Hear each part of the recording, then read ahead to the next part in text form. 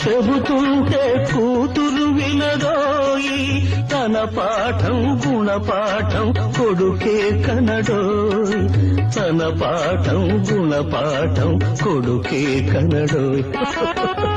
కట్టే బట్టైనా మాటే వినదోయి, కాబట్టే మందు కొట్టానోయి, జో కొట్టానోయి.